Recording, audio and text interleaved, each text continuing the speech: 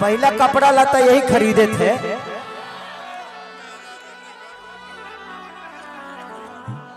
आजकल कुछ स्टार लोग कुछ स्टार लोग ऐसा बा जे कुछ स्टार के चमचई करके अपन जीवन चलावल चाहता। हमारा घेवड़ा फर्क ना पड़ेला, तू लोग वही चमचई करके जो नीचे ही बड़ा जीवन भर नीचे ही रह। खेसारी के चमचई के आगे नहीं खन बढ़ा।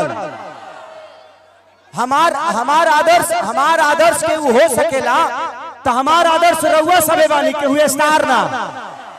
हमारे के बनावे वाला रउआ सबे हई, हमारा अपन लोग बा। हम केहू के स्टार के आदर्श ना मानी ले।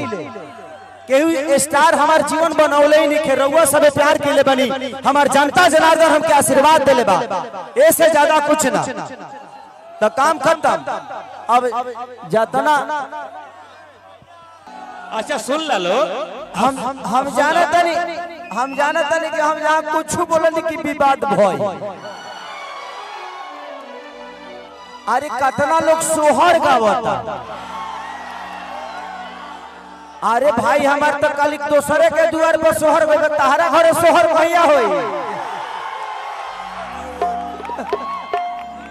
अपनो घरे इंसान के क्षमता होके के चाहिए कि अपनो घर पर सोहर होके, खाली दूसरे के घर सोहर होई।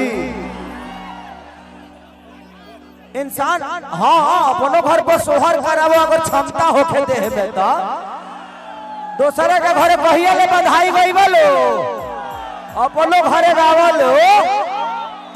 ठीक बा ना? हम जाना तनी केहू ने केहू चढ़ाइए, कल फिर विवाद बा। हम गलत नहीं की कल, हकीकत बा। गलत बोलत नहीं। आप दुनिया के दो दरवाजे पे जाके सोहर बजवा रहे हैं भाई। आपके अंदर वो काबिलियत और क्षमता है तो अपने घर पे भी सोहर गाओ यार। हम आके गाएंगे, कम से कम उस लायक काम कर दो ताकि हम आके गाएं। और द्वार विवादित है बाबा, और रउआ द्वार पर विवाद ना भइल तो फिर कोई नहीं कह सकत। उड़ने वाले तो बिना पंख के भी उड़ जाते हैं, और आप ऐसे।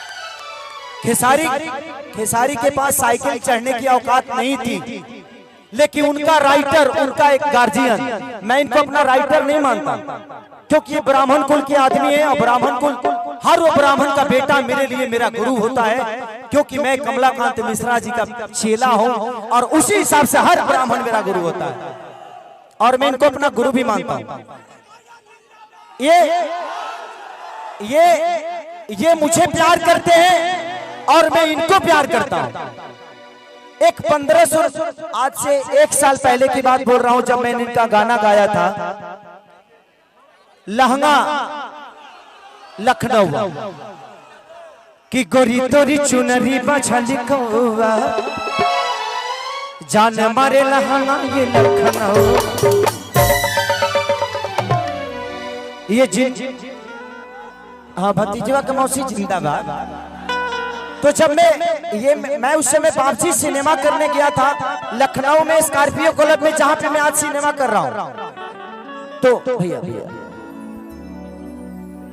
देखिए, मेरे जीवन के सबसे अनमोल रतन, मैं जब बम्बे में गया था ना, तो मेरे लिए विकास भैया ने अपने मेहरारू को घर पे छोड़ दिया था, सिर्फ इसलिए कि मेरा भाई रहेगा मेरे जीवन में। मुंबई में अगर कोई मेरा बाप बना तो सिर्फ विकास भैया, और ये मनोज तिवारी जी के पिए हैं, लेकिन प्यार मुझे करते हैं। तो जिंदगी में आप किसी को अपना बना सकते हैं अगर आपके अंदर वो क्षमता है तो। विकास भैया मेरे जीवन के ऐसे वो रिश्ते हैं जिनसे मेरा एक बाप